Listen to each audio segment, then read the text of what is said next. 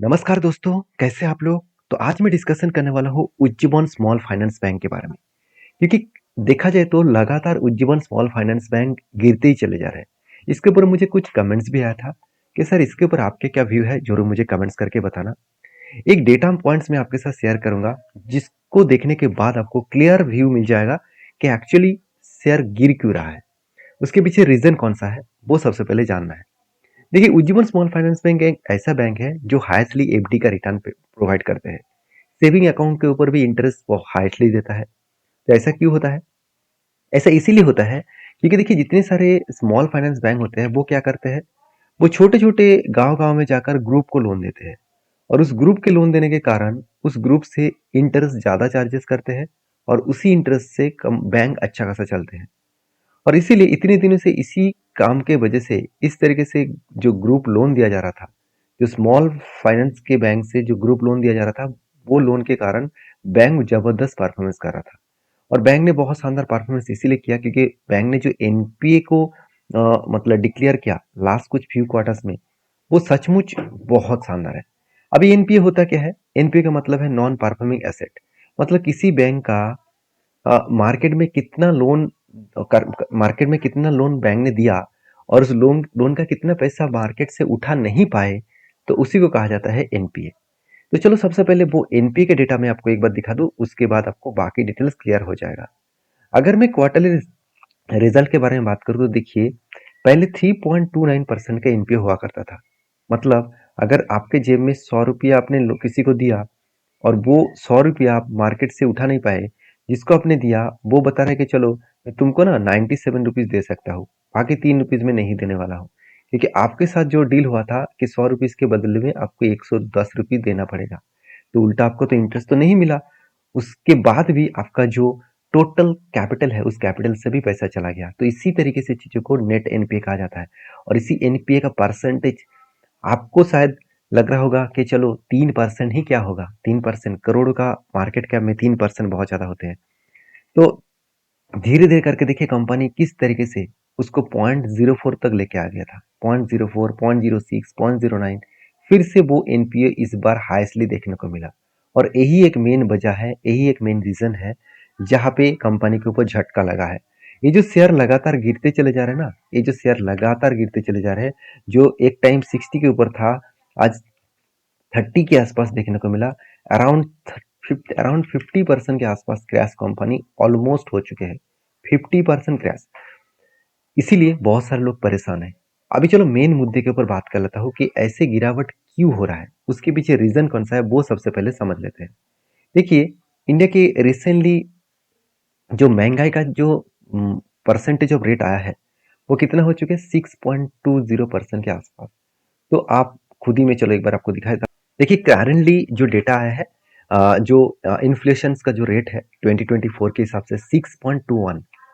और ये आज तक की हाईएस्ट मतलब महंगाई है, आज तक के हिसाब से हाईएस्ट महंगाई है। तो सोचिए, अगर आप इस जितने जगह पे आप इन्वेस्टमेंट किया है, अगर उस मतलब जो इंटरेस्ट है, वो इंटरेस्ट अगर आपका महंगाई को बीट नहीं कर पा रहा है, तो वो इंटरेस्ट तो मतलब बेकार है।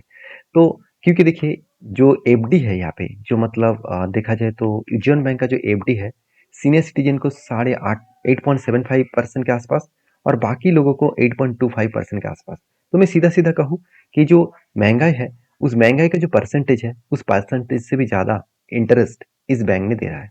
मतलब एफडी का रेट से हिसाब से इंटरेस्ट जो है वो ज्यादा दे रहा है। तो यहाँ पे तो खुशी का बात है, मगर यही बैंक के लिए दुख का बात है। दुख का बात क्यों है?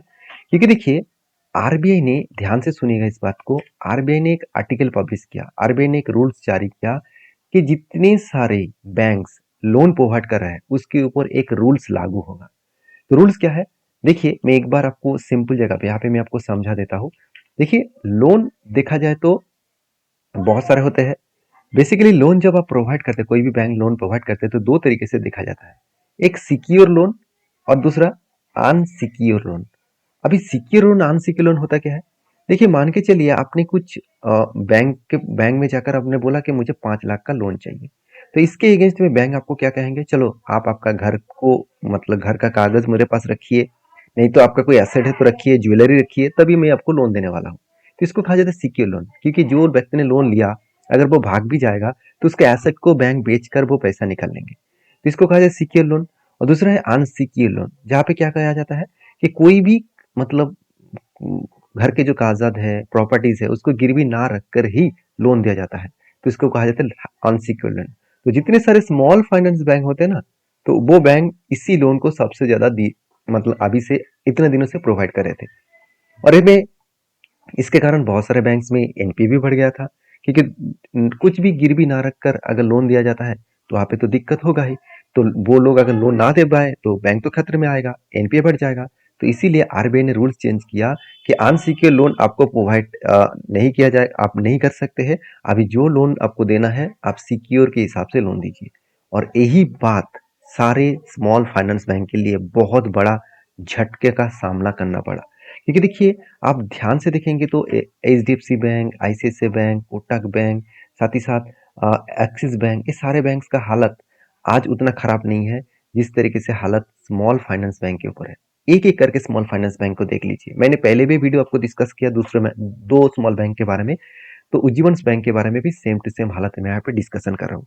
मैं अभी आपको वो प्रूफ भी करके दिखा देता हूँ। देखिए इतने दिनों से क्वार्टरली रिजल्ट देखिए, ध्यान से देखना।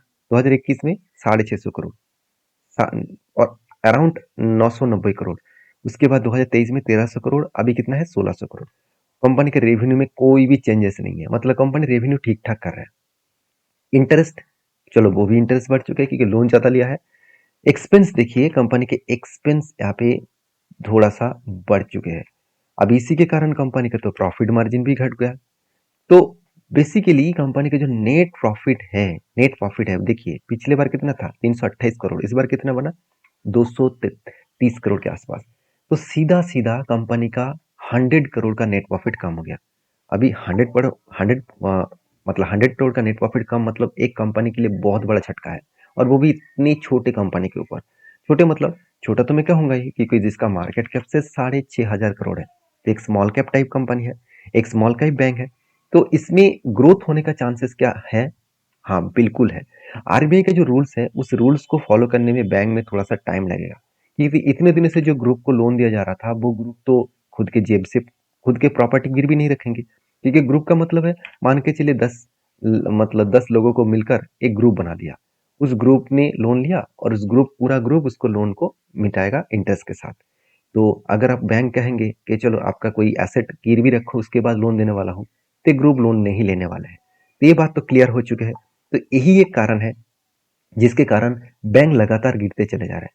तो आपको लग रहा होगा कि बैंक में खराब परफॉर्मेंस किया, बिल्कुल नहीं। सिर्फ आरबीआई की एक रूल्स रेगुलेशन चेंज होने के कारण बैंक का हालत बिगड़ गया। अगर आरबीआई का रूल्स रेगुलेशन चेंज नहीं होता तो आज Ujjivan bank life time high को ब्रेक कर किया होता। मैं एक बार आपको चार्ट भी दिखा देता हूँ तो और भी आपको क्लियर हो जाएगा। मैं एक बार आपको चार्ट भी दिखा देता हूँ, आप देख सकते हैं कंपनी जो कहाँ तक चला गया था, ओवरऑल 62 तक चला गया था, और आज कहाँ पे 34। ऑलमोस्ट 50% करेक्शन हो चुके हैं। अभी देखिए करेक्शन को दिखाने से पहले कंपनी के ऊपर कुछ इंपॉर्टेंस पॉइंट देख लेते हैं। देखिए सबसे पहले मैं बैलेंस शीट के ऊपर जाऊंगा। देखिए कंपनी के ऊपर बोरिंग्स लगातार बढ़ते चले गए, मतलब कंपनी के जो एसेट मतलब जो कंपनी के जो टोटल बोरिंग्स ज्यादा लेने का मतलब क्या है, कंपनी के पास ज्यादा पैसा है, उस पैसे को कंपनी क्या करने वाले, दूसरों को लोन देने वाले, दूसरों को लोन के हिसाब से बांटने वाले, उसी लोन से बैंक का इंटरेस्ट मिलेगा। तो ओवरऑल कंपनी का अच्छा खासा यहाँ पे परफॉर्मेंस देखने को मिला। CWIP को मैं छोड़ ही देता हूँ। कंपनी के ऊपर इन्वेस्टर क्या कर रहे हैं, ध्यान से देखना। प्रोमोटर ने पूरा माल बेच दिया, क्योंकि बैंक के रूल्स के हिसाब से प्रोमोटर के पास ये होल्डिंग ना भी हो सकते हैं, कोई फर्क नहीं पड़ेगा। अगर प्रोमोटर के पास जीरो भी होल्डिंग है तो मुझे कोई फर्क नहीं है, क्योंकि बैंकिंग के रूल्स के हिसाब से किसी भी प्रोमोटर के पास ज्यादा होल्डिंग नहीं होना चाहिए। यहाँ पे तो जीरो कर दिया, अच्छी बात है। आप कहेंगे सर ऐसे कौन सा बैंक में है जहाँ पे जीरो है? चलो मैं एक बैंक का नाम बता देता हूँ, आईसीआईसीआई बैंक। इतने बड़े बैंक के नाम मैंने आपको बता दिया जिसका होल्डिंग जीरो है। आप मुझे एक बैंक के बारे में कमेंट्स करके बताइए कौन सा बैंक है जिसका प्रोमोटर होल्डिंग जीरो है। तो चलो यहाँ पे देखिए, एफआईएस के पास होल्डिंग 20% हो चुके हैं। 20%, 24% था, अभी कुछ क्वांटिटी को बेचा गया है। अभी बेचा कब गया, ध्यान से देखना, जून के बाद सितंबर क्वार्टर में। क्यों बेचा गया? क्योंकि आरबीआई के रूल्स आ गया। उसी रूल्स के अकॉर्डिंग तो इंस्टीट्यूशन उतना ज्यादा होल्डिंग नहीं रखेंगे, क्योंकि एक कब कंपनी रिकवरी करेगा, कब इस तरीके से आरबीआई के रूल्स को फॉलो करके फिर से रिकवरी कर पाएंगे, फिर से वो लोन को ठीक-ठाक बाँट पाएँगे, तब तक इंस्टीट्यूशन उसके ऊपर बने नहीं रहेंगे। इसीलिए कंपनी के ऊपर माल बेचा और इसीलिए कंपनी गिरते चले जा रहा है। तो जो लोग सोच रहे हैं ना कि शेयर क्यों गिरा है, इसके पीछे आपको रीज़न जानना है। तो रीज़न अगर आपके पास क्लियर है, तो उस कंपनी के ऊपर आप भरोसा कर सकते हैं। देखिए कंपनी के ऊपर अभी इन्वेस्टर के हिसाब से सबसे ज़्यादा इन्वेस्टमेंट पब्लिक के पास है, क्योंकि सस्ता कंपनी पब्लिक को अच्छा लगता है।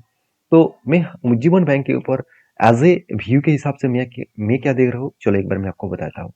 अगर मैं कंपनी के चार्ट को देखूँ तो कंपनी की जब लिस्टिंग हुआ था तब इसका प्राइस था 64 के आसपास, और ये कंपनी के लाइफ टाइम हाई था। कंपनी जब करेक्शन हुआ उसके बाद फिर से बाउंस बैक किया बहुत शानदार तरीके से, और कंपनी लिस्टिंग तब हुआ जब कंपनी की लिस्टिंग होने के बाद ही कोविड आ गया। कंपनी बुरी तरीके से फंसे, उसके बाद और भी गिरे। लोग लोग सोचे कि कंपनी खत्म हो जाएगा।